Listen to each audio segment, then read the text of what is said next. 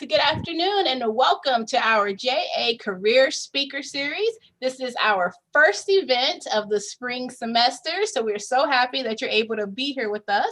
And we have a treat for you guys. We have 4 volunteers from TIAA that are going to speak to you guys about all the fantastic things that they do in their careers. So let's go ahead and get started. Welcome, folks. Thank you for being here with us today. Thanks for having us. Thank you. Thanks for having us. Well, I want to let you guys take a second to get acquainted with our viewers that are watching. We have about 150 students that are watching right now. So, Craig, I'm going to go ahead and start with you. Give us an introduction and tell us a little bit about yourself and why are you here today?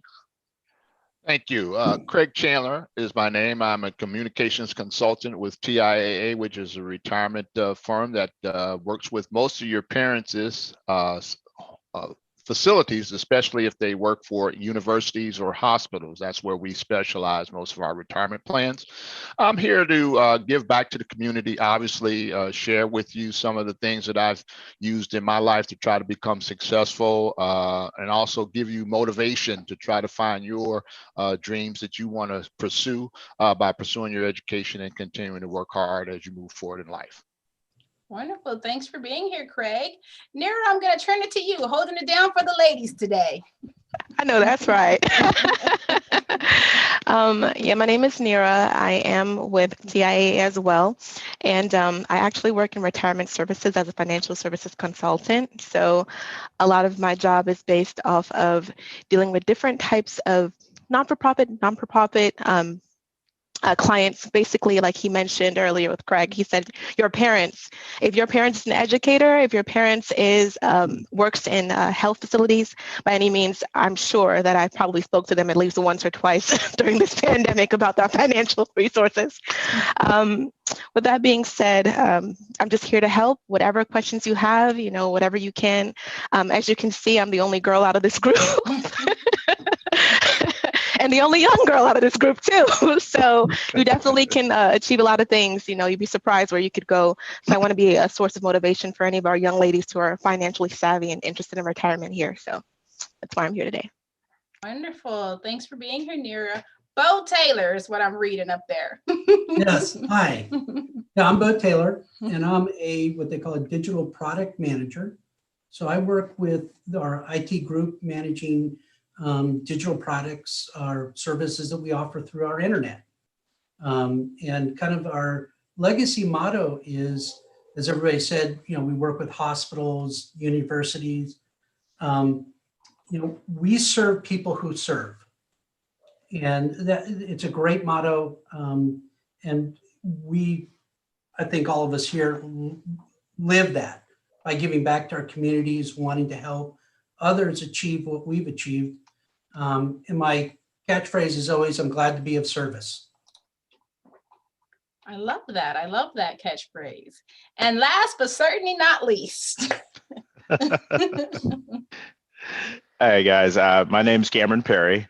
I'm a senior financial brokerage representative here at TIAA. And as far as the beautiful background you guys see, I know everyone always talks about wanting to retire. I know that's what I wanted to do when I was in high school. I want to retire. How am I going to do it? Well, in brokerage, that's where we're talking about the stocks and bonds with your mothers, fathers, brothers, uncles, and investing and trying to kind of hedge against inflation a little bit more than just your retirement, because we offer additional investment opportunities where sometimes your retirement doesn't. So that's what I do. I help you guys achieve your goal of getting to retirement and retire early. That's fantastic.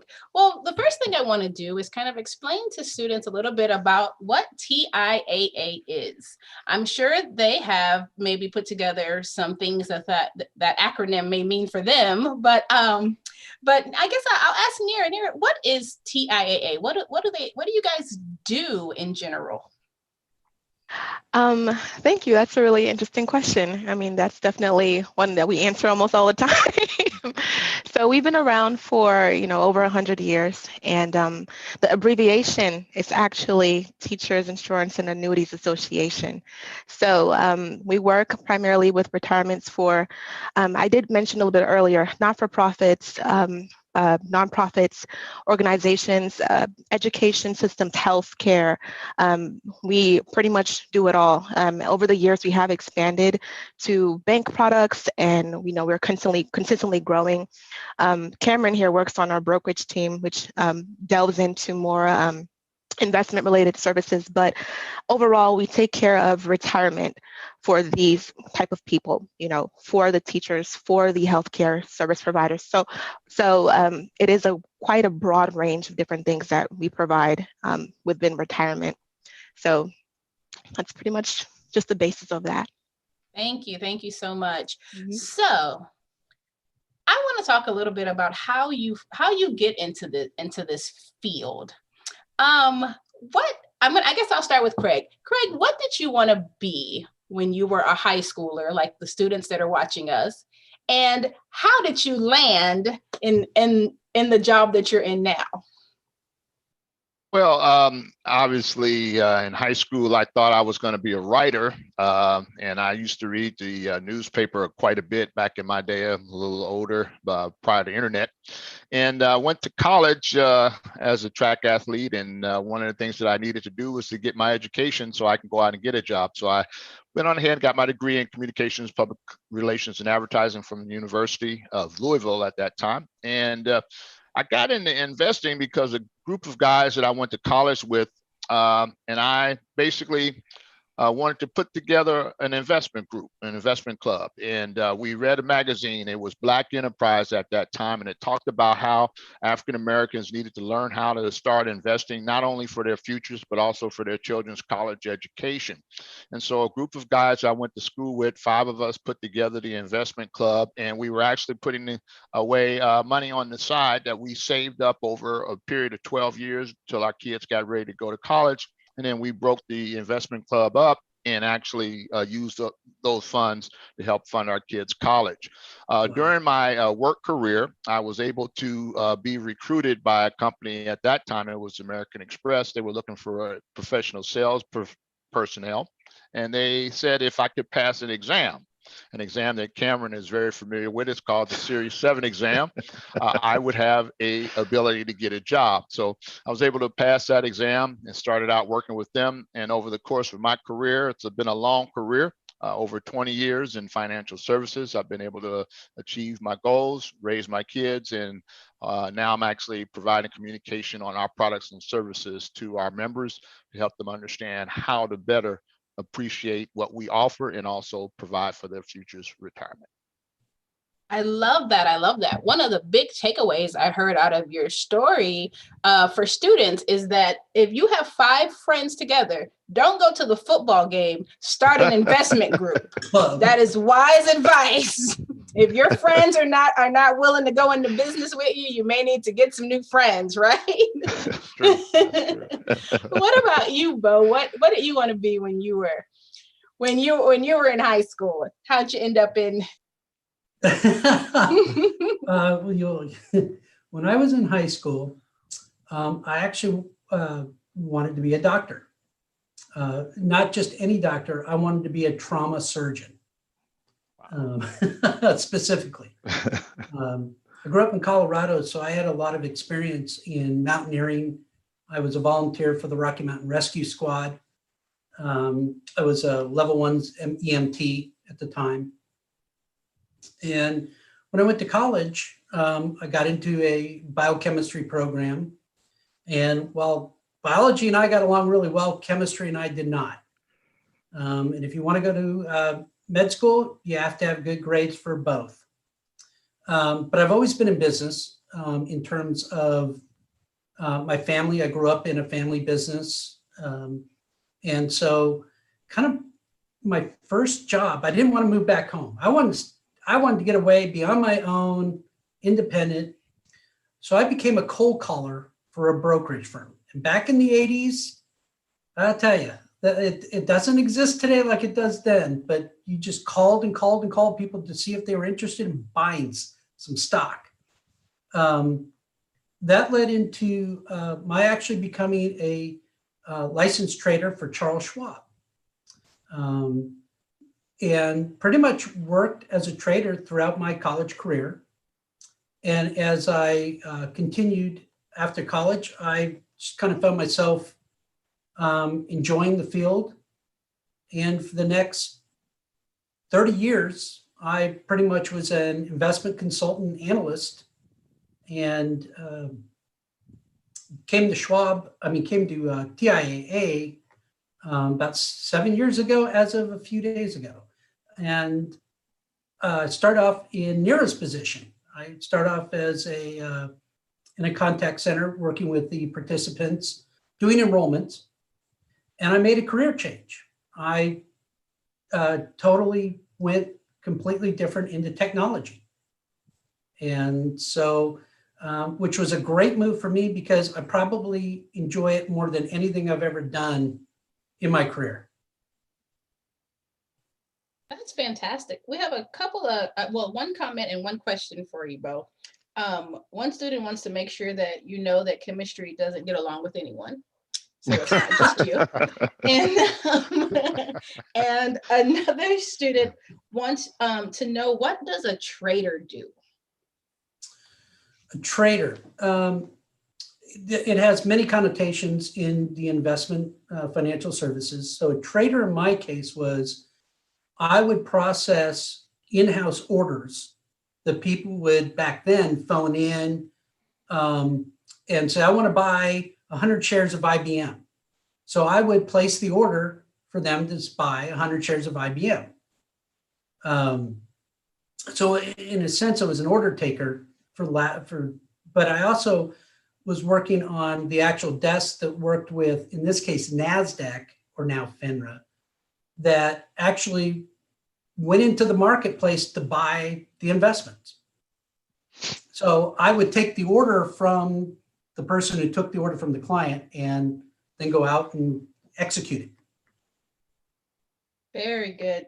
Very good. Thank you so much for explaining that and for sharing your story. So Cameron, what did you want to be when you were in high school, and how did you make your way to TIAA?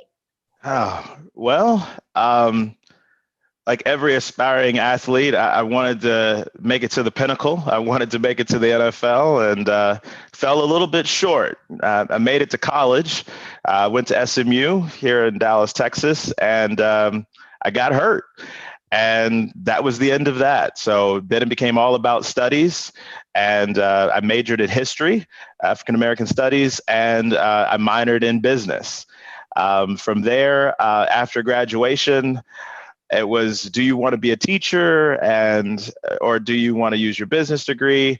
I knew at some point in my life, I want to definitely teach. I love working with kids. I did student teaching while I was in college, and loved it. But I decided to go the business route first and try to make my money, as they say, as quickly as I can, hence the background, retire. But then as far as what I did once I graduated, I went to work for Chase Bank, and that's where I became a licensed advisor there at Chase, and saw the pasture was greener somewhere else here at TIAA. Love working for TIAA.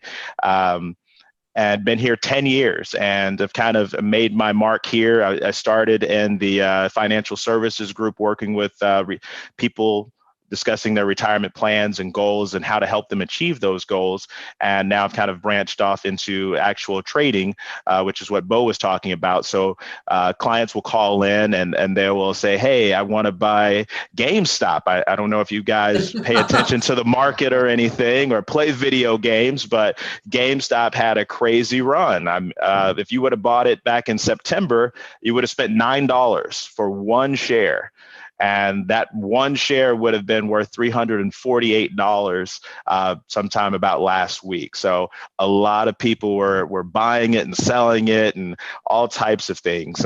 So that's what I do, talk to people, not necessarily try to talk them out of things or into things, but really more so educate them. So it really makes me feel good because I'm still sticking to what my true passion is education, which is helping people. And you'd be surprised how many lawyers and doctors and professors, they know nothing about retirement. And it's so easy, guys, to just, I mean, I'm not going to say figure it out, but just understanding the concept. I mean, everybody knows you want to buy something low and you want to sell it high, and you want to, set yourself a rate of return as far as what's acceptable for you. And I mean, there's just so many. It's not rocket science. That's the easiest way to put it. It's just not rocket science. It just takes a little bit of time and understanding. I mean, I could have any of you guys start trading in one day of just figuring out how it all works together. That's what I'm here doing at TIAA. Love it. Wouldn't trade it for the world. I talk to people that are millionaires. I talk to people that are 100,000aires. I talk to people that have a couple $100. So it doesn't matter how much money you have. You got $1, you are an investor. Okay. So it's just, what do you want to buy? And we move forward from there. But that's what we do here, or what I do anyway. That's fantastic. One of the teachers, Miss Woodburn, said that she is more than willing to let you take over her class a couple of times a week if it's your true passion. It truly is. It truly she wants is. to support that for you. Okay, Nira, we finally made it to you. Tell us, what did you want to be when you were in high school, and how did you find your way to TIAA? Wow, quite a journey. My story is not as extensive as Bo's, Cameron's, or Craig's. So let's take it back, 5 years ago? I'm just joking. I'm joking. It's two. Well, to be right not. So let's see. High school was pretty interesting. Just like you all, I was in your seat not too long ago, and I didn't know what I wanted to do. I saw my friends going to pursue higher and higher education. I saw some people working at tech jobs. I mean, like technical schools, like whatever they could do around vocational training or whatever. I was actually based out of Maryland. I'm not a Dallasite like everybody else here. So I was based out of Maryland, and where I was in Maryland, there was a very big emphasis on healthcare. So initially speaking, I wanted to be a dietitian because I was really big on health and women's health and food and all that kind of stuff. So essentially speaking, I had really good grades in high school, and I didn't really want to pursue, because I know someone over there mentioned something about chemistry. I didn't like chemistry. I knew that food science, nutrition, that kind of stuff would require a lot of chemistry, organic chemistry, things of that sort down the road. And it wasn't for me, honestly speaking. So got out of school, high school, graduated, got into business because I figured that was the easiest thing. I like money. I like making money. I wanted to see how to make money. So that was where I met my econ professor through college, who basically expanded my knowledge on the stock market. You'd be surprised what some professors can do when you get close to them, when you really are diligent and you really take it seriously. Education is really, really important. I would say one thing is that without the professors, without the teachers that I had to encourage me, to give me insight and wisdom, I wouldn't be where I am today. I wouldn't have moved as far, because I have people who ignore their teachers, ignore asking questions, and they end up in a place where they're confused. They end up in thousands of dollars of debt. I deal with them often here in retirement. They work for good institutions and they call back and they're like, you know what? My life is a mess. I have like $300K of student loan debt. How do I get rid of this really quickly? Can I do a quick withdrawal from my retirement and go broke and then, start over again? You'd be surprised. So that's a whole other topic for another time, by the way. But the main thing that I do want to kind of touch base on here is that with that wisdom that I got from my professor, I was exposed to knowing at that time an IPO, or a public offering for the company Alibaba. I'm sure you guys know about ordering stuff from China online, right? You guys know about the online China, selling and all that kind of stuff. This company was it was kind of like the I guess, Chinese at the time, like an Asian market of Amazon, like it's a Chinese Amazon at the time. And he was telling us in class, you've got to invest, you've got to take your money, $100, whatever it is, and put it in the market and get a brokerage account. I remember him telling me what a brokerage account back in 2000, I don't want to mention my age, guys, but it wasn't too long ago. You can probably Google this. And I remember him telling me, he was like, you could really, this is amazing. You could buy this at this amount, and you can definitely. And I remember hearing him tell me that, and I was like, no, I'm not going to buy that. Like, are you serious? What does this got to do with reality? So I sat after class, I asked him a bunch of questions about the market, brokerage accounts, investing, and he gave me what he knew. And from then on, I was so inspired that I said, you know what? I don't care how I do it. I have to get myself into the market. What do I need to do to be able to be exposed to stuff like this? And why doesn't anybody talk about it? So initially, it's my journey started out with just being curious about investing. And then it led me into understanding what retirement was all about. I knew what an IRA was later on down the road. I found out which is an individual retirement account, by the way.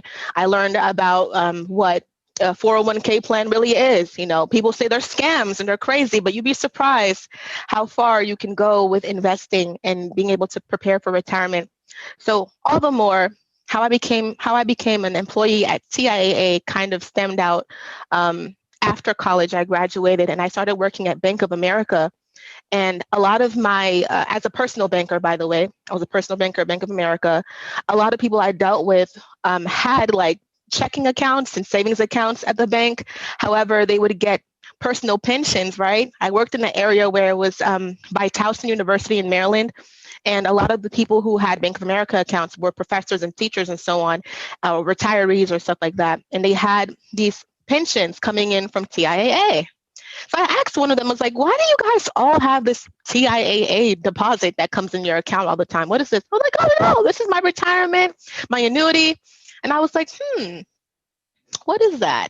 So then, I look around, I Google around, I search around, and I see that TIAA is, of course, a financial investment company. And from then on, I was kind of curious to see how far. I applied. And they actually had positions out in Dallas. So I was in Maryland at the time. I had to make that move from Maryland to Dallas. And it was a phenomenal move. It was necessary for me. I needed that. I needed to get away. I'm just joking. No.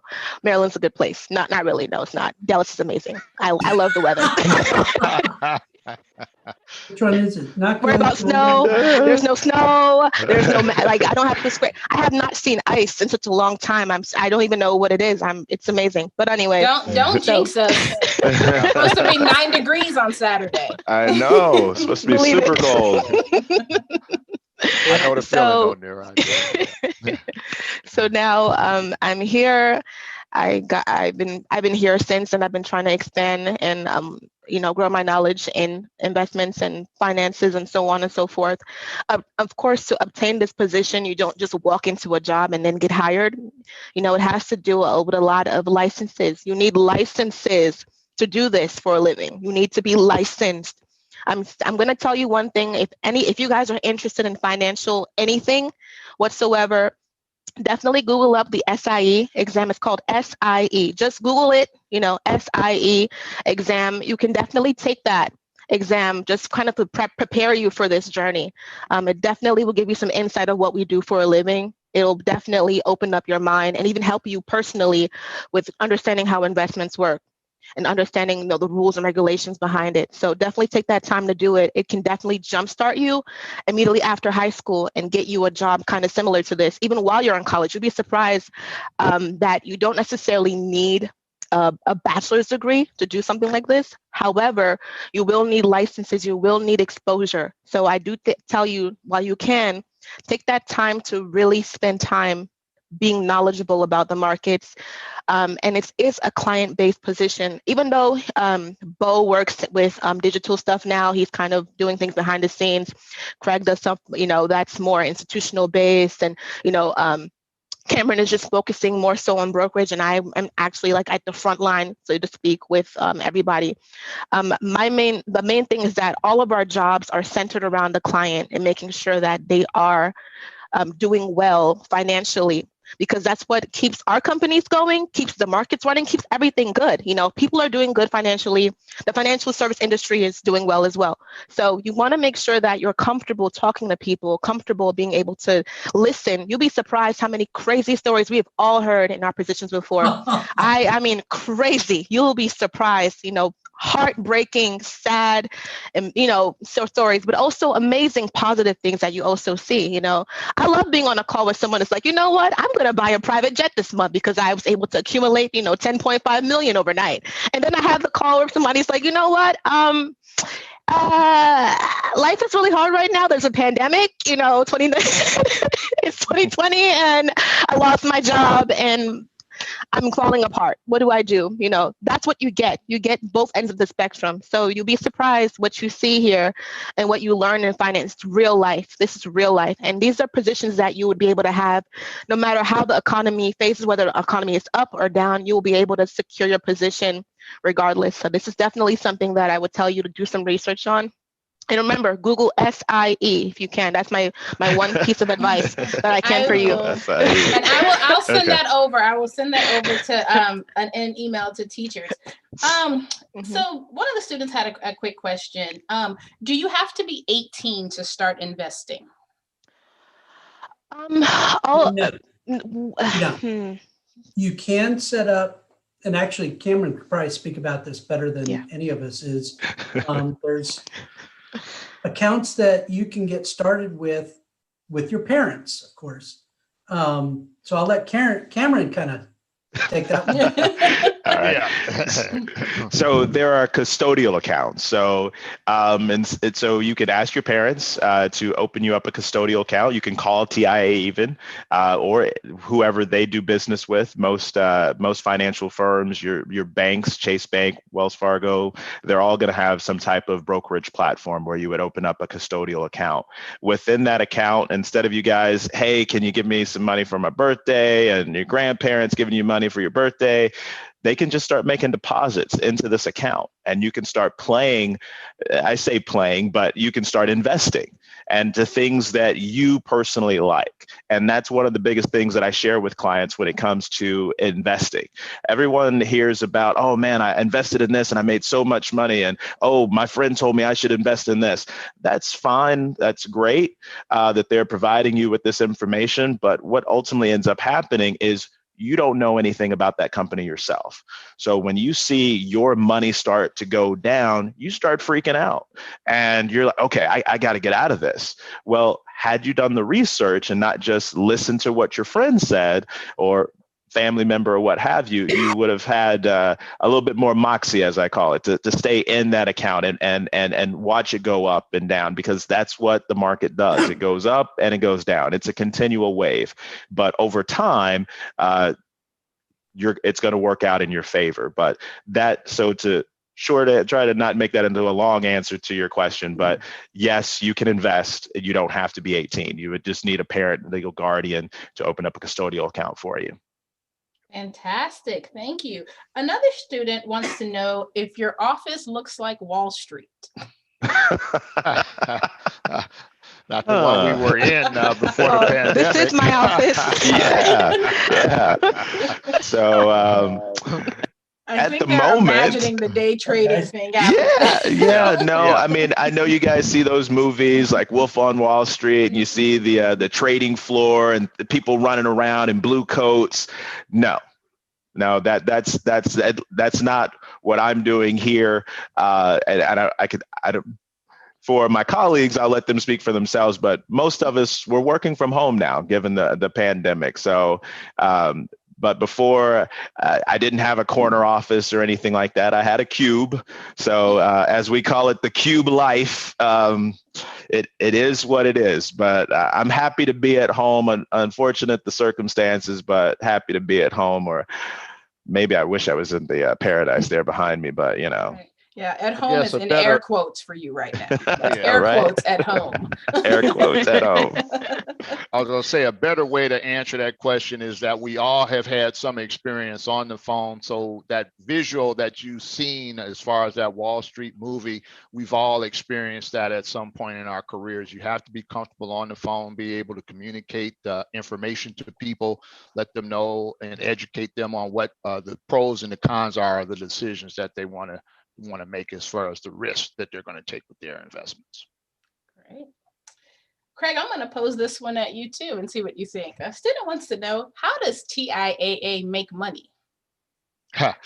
Well, there's a couple of ways that we do make money. I work right now. I just transferred over to this position where I'm working with the institutions, and so when we work with a university or a hospital, we actually set up a plan for them. And so one of the things that we do is we administer that plan. You may have 500 people working for you. And when you have that many people working for you, everybody wants to know how much they have in their individual accounts. And so we have a way of charging a fee for that service to where I can tell Cameron on what day, how much he has. I can tell Nero on what day, same day, how much he has, same thing for Bo individually, but I also can tell everyone at the same time how much the total plan is worth. So we will charge what is called an administrative fee or a plan service fee.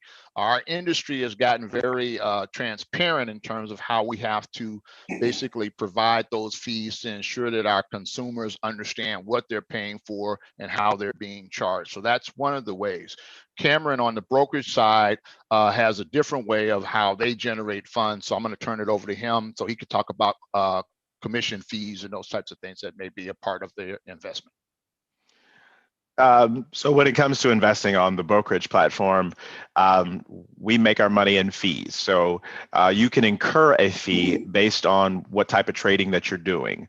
So there's margin, which is basically a credit card, if you will. It's a client not having enough money to purchase something, so they borrow from TIAA to make a purchase. We charge interest on the amount that they're borrowing, so they have margin on the account. So that's one way.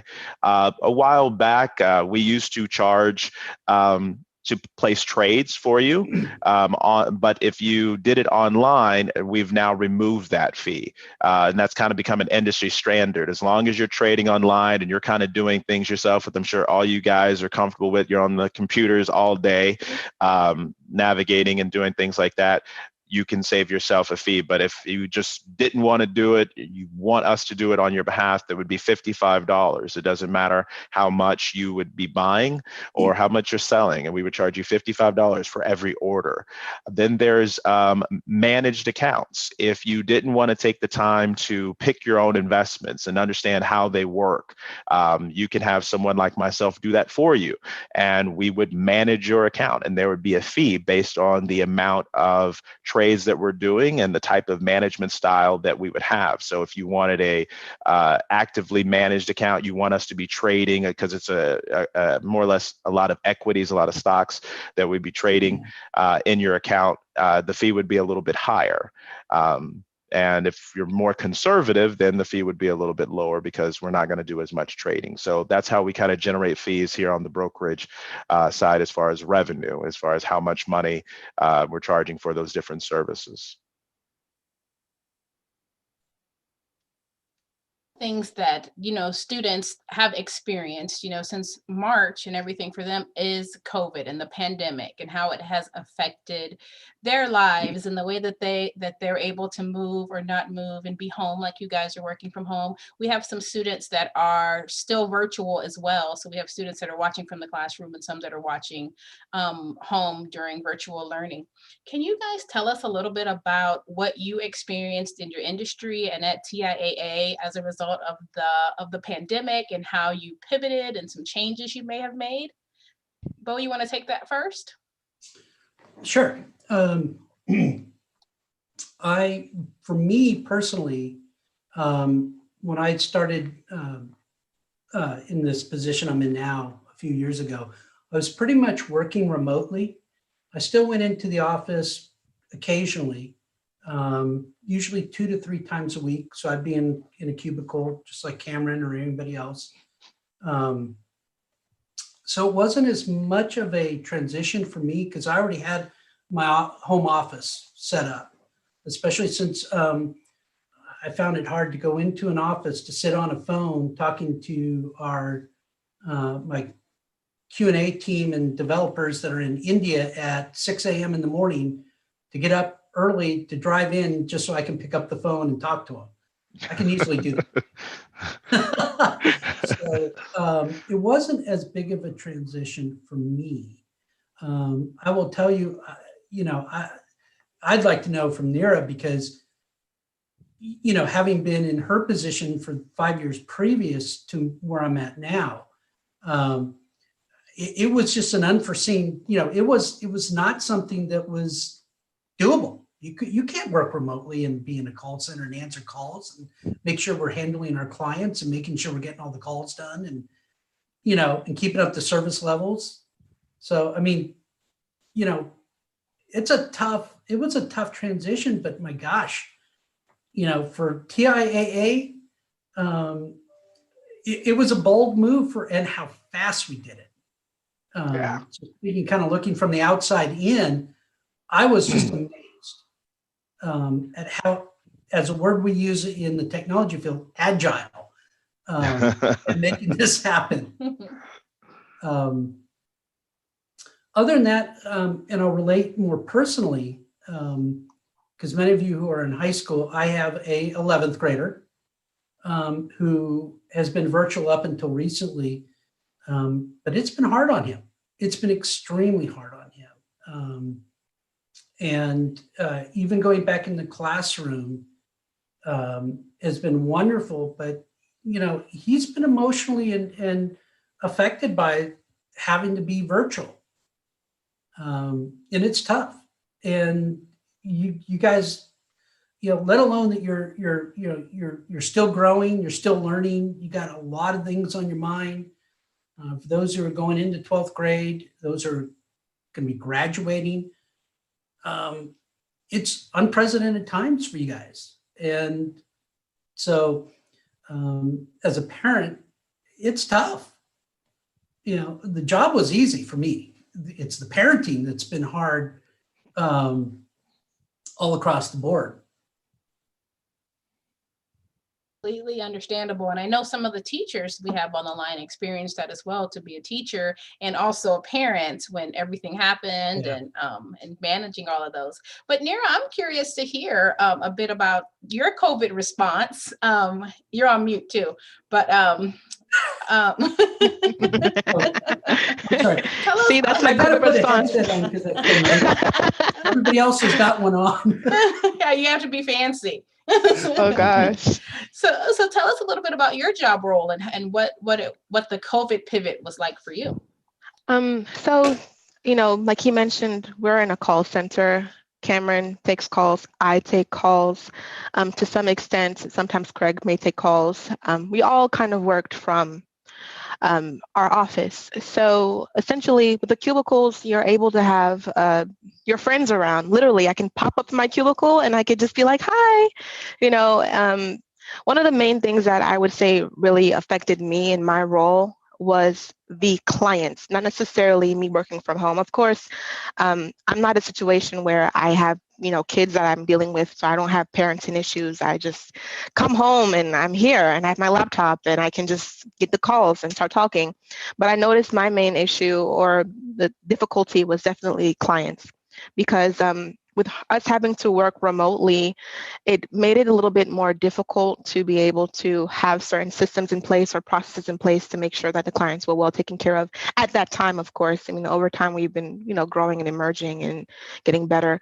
A lot of the clients were kind of disoriented because things were different. They could feel, they knew that things were not the same. When they would request something, like they'll say, hey, I want a copy of maybe my statements, or I need some kind of report, or can you help me online, or whatever the case may be, they'll realize like, oh, We're currently working on our systems. We don't do mail the normal way we used to do anymore. We don't have people in your area you can meet up with who actually do financial advice in person. We have a lot of things. We've shut down our offices. You can't, get things directly.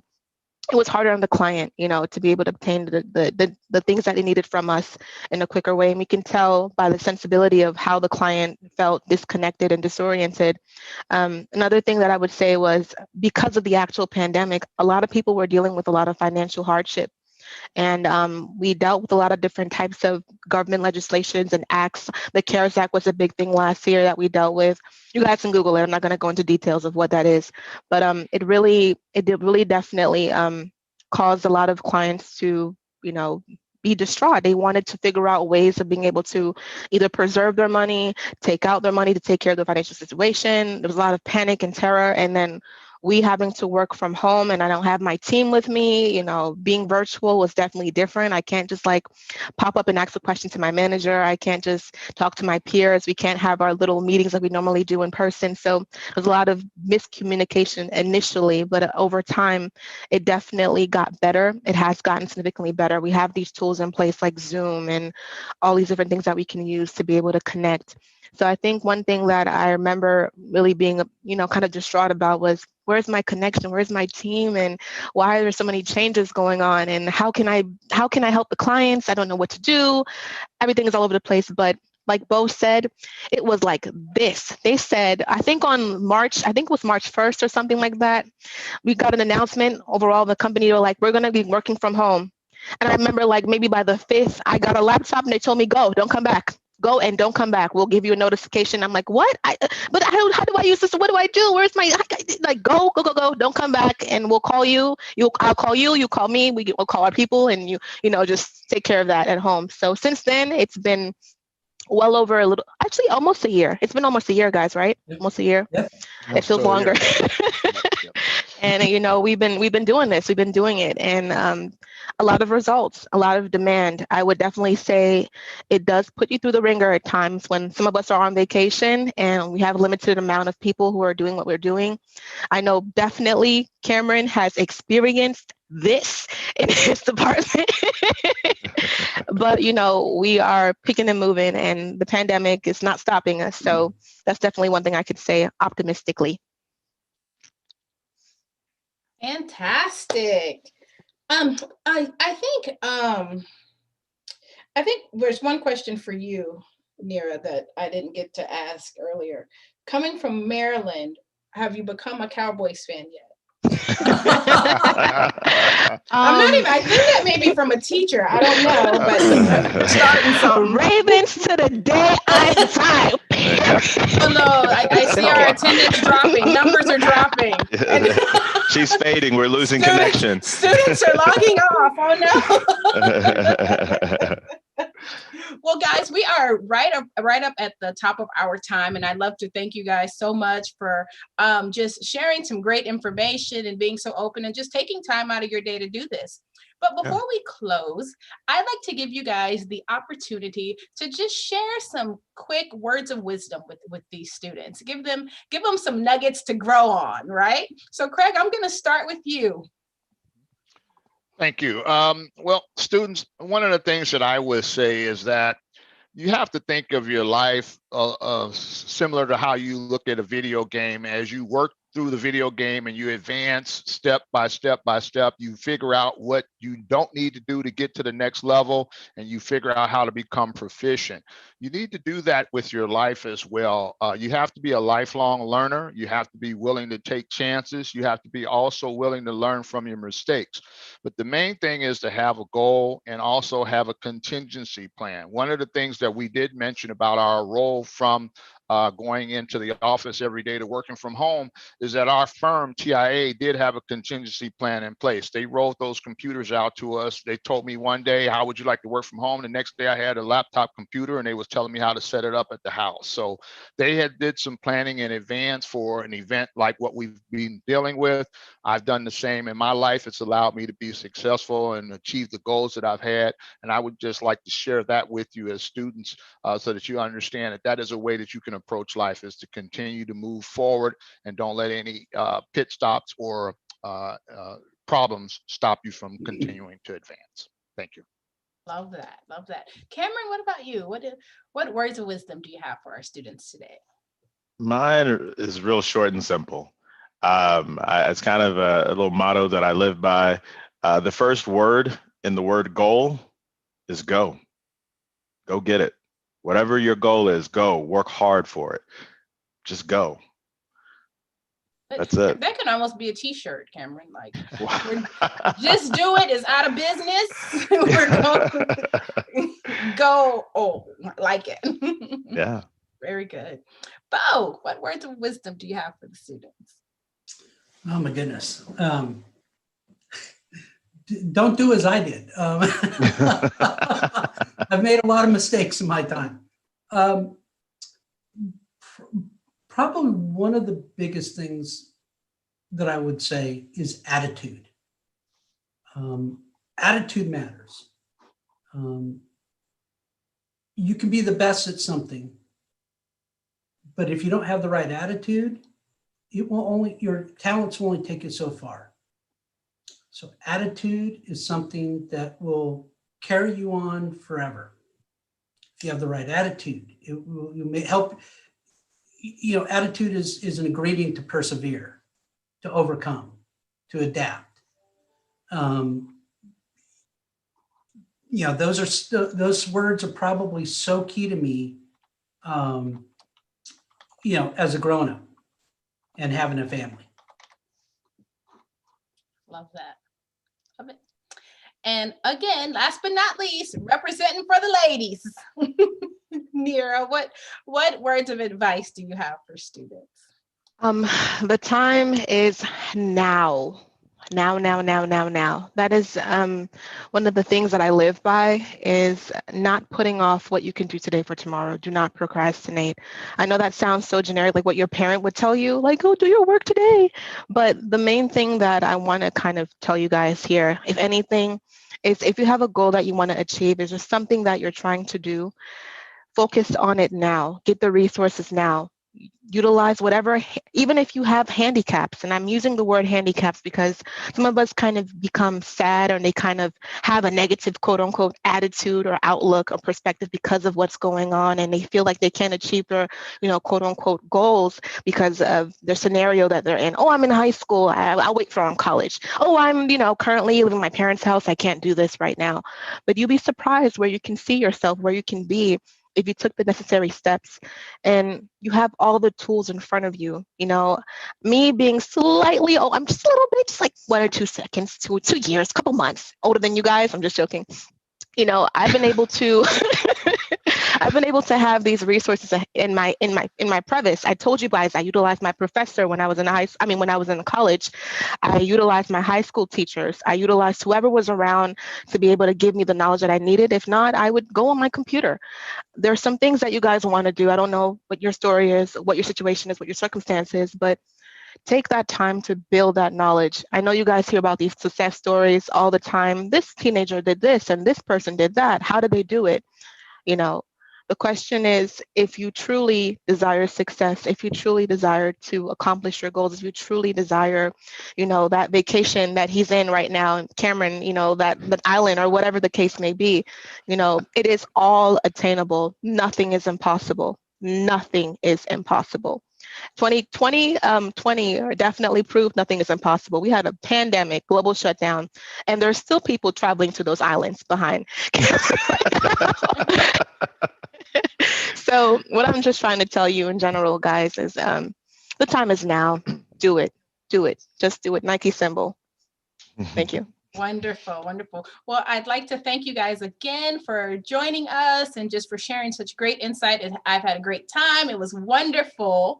So the students, this video will be available on YouTube for you to watch. It'll be open for the next week, and then it would be available by request from your teacher after that.